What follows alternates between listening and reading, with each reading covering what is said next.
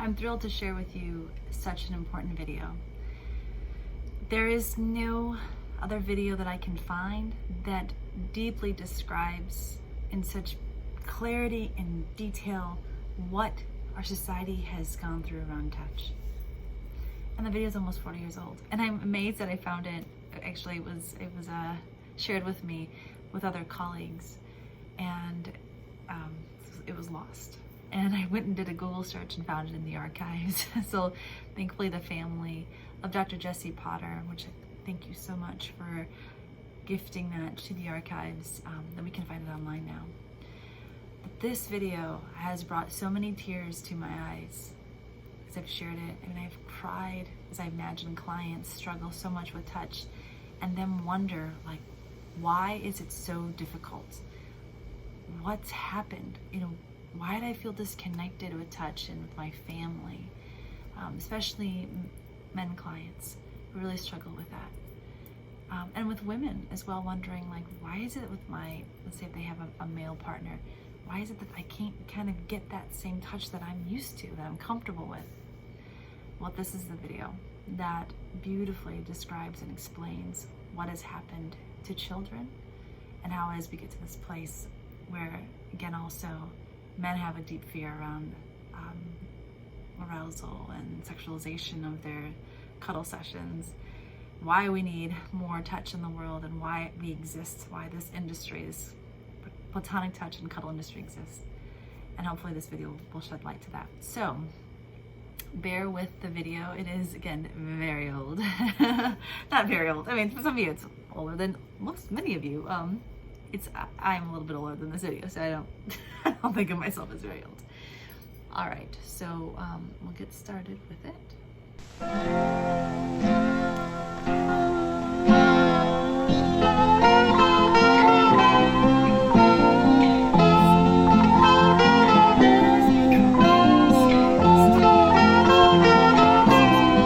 really loving and touching experience together.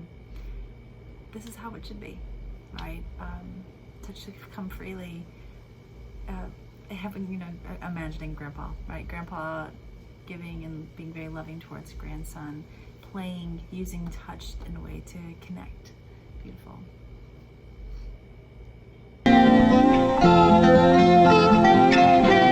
I want to share with you some of what we're just beginning to know about touch as an important health measure and means of communication, and why most of us... We'll stop right there.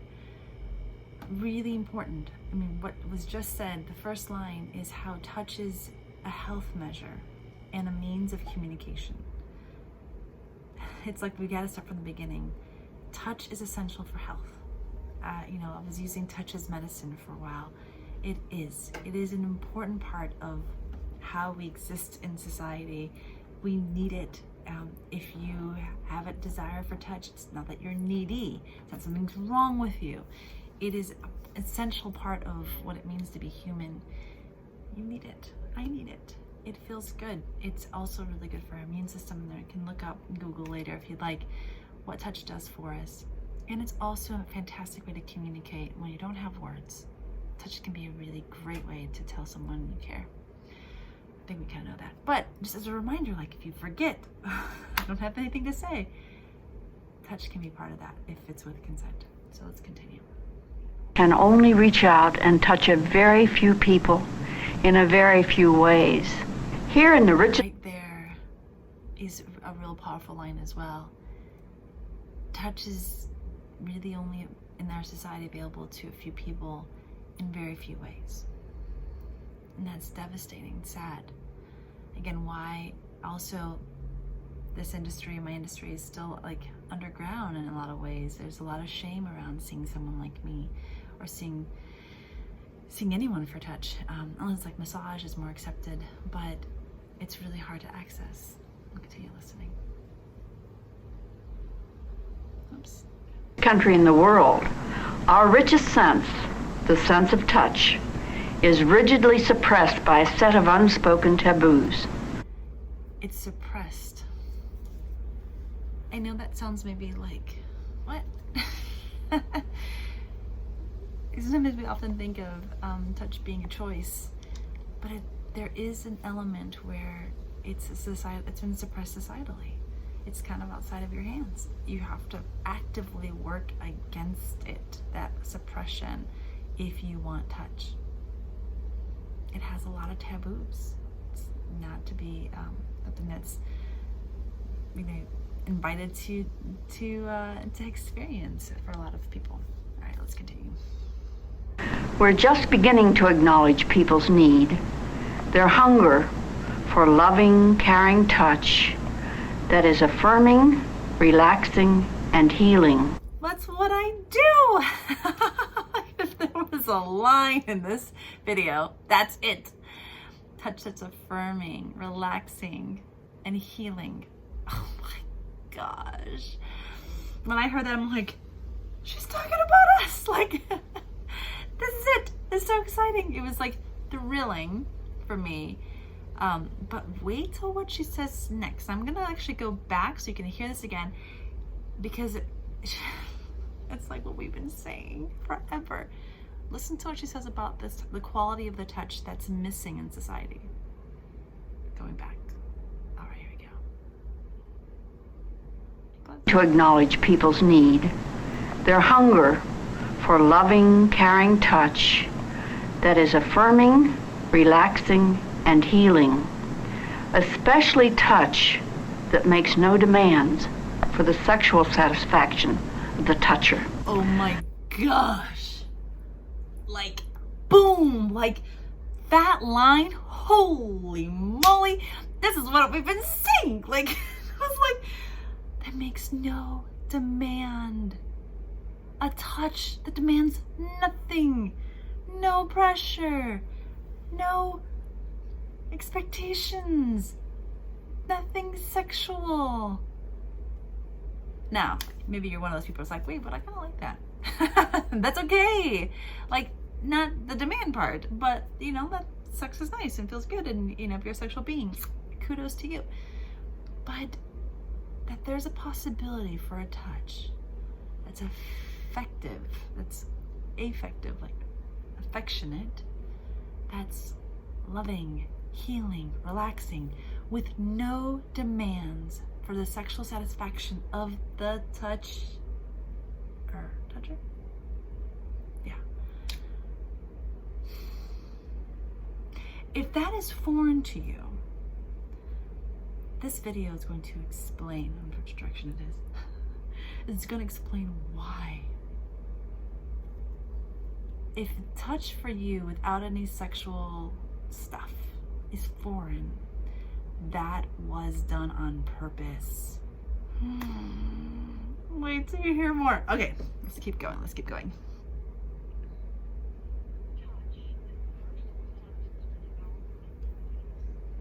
Touch is the first of the senses to develop in the fetus, and the predominant sense in the newborn. When a child is born, all sensations, all information come to it through its skin, the largest organ of the human body. Although all of our children are born with a need to be touched, how a child is touched in this culture depends on its sex. Yes. Let's Very stop soon right there. after birth. Do you understand that based on what your genitals look like, if you have a penis or if you have a vulva, those are the determining factors with how you're going to be touched in life. Let that settle for just a second. What? What does your genitals have anything to do with anything? You are a human being who needs touch. It does not matter what your genitals look like. That should not determine how you're cared for. But remember, in society, I'm going to say the patriarchy, there is intention. There are rules men are supposed to follow. There are rules women are supposed to follow. And this will hopefully explain kind of, again, these expectations that happen through gender, which, by the way, are BS. Yes. So let's hear more, because she explains it. I love it. All right, here we go. Listen to more. Mothers and fathers both begin to touch boy babies less often and in fewer ways than girl babies. Thus begins the system of socialization, which teaches our boys and girls two completely different ways of touching and perceiving their bodies. In this culture, the majority of expectant parents, particularly if they're expecting their first child, say they would rather have a boy than a girl. So even before birth, certain expectations are formed based on sex. In general, boys are expected to be brave, independent, strong. Boys are expected to be brave and strong and independent. This makes a huge difference to how you are touched. And ready to explore their world, so we do not bind them to us with touch. Do not bind them to us with touch. Boys are not are not bound to us via touch, because we want them to be independent and strong and brave and go out there in the world and do things. So we subconsciously don't touch them as often. Continue. Boys are raised not to be nearly so independent, brave, and strong, so we bind them to us with touch. We don't have those same expectations for girls. So we bind them to us with touch. Just from the genitals. Isn't that lovely? I'm being sarcastic.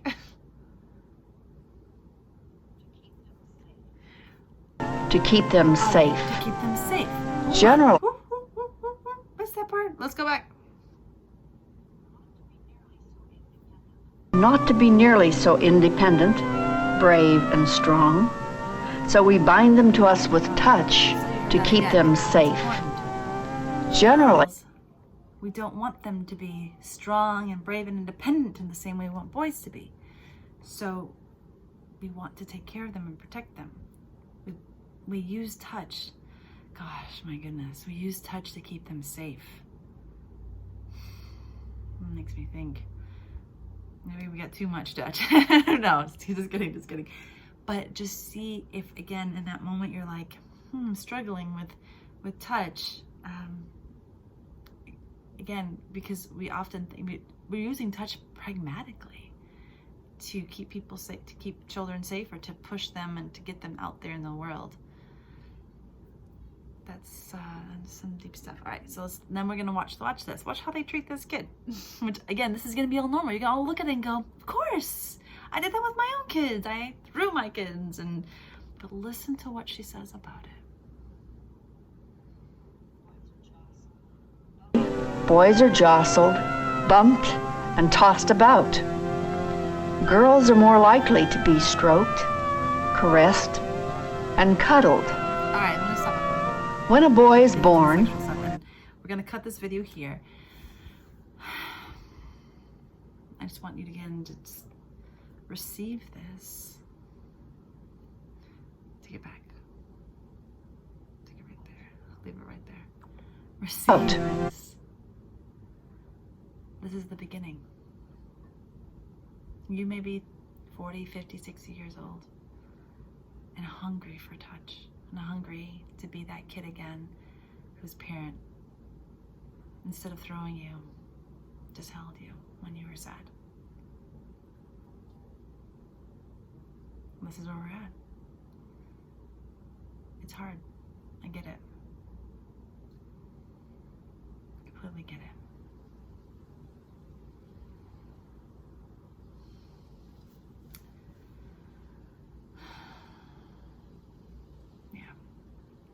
And we'll get to the next section. We'll talk about the sex part, which is extremely important to understanding then why many of my clients are really scared about the sexual part showing up in sessions. It's one of the things that keeps them from experiencing this nurturing, kind, affectionate, healing type of touch. Again, it makes sense. So, all right, bear with me. Video 2.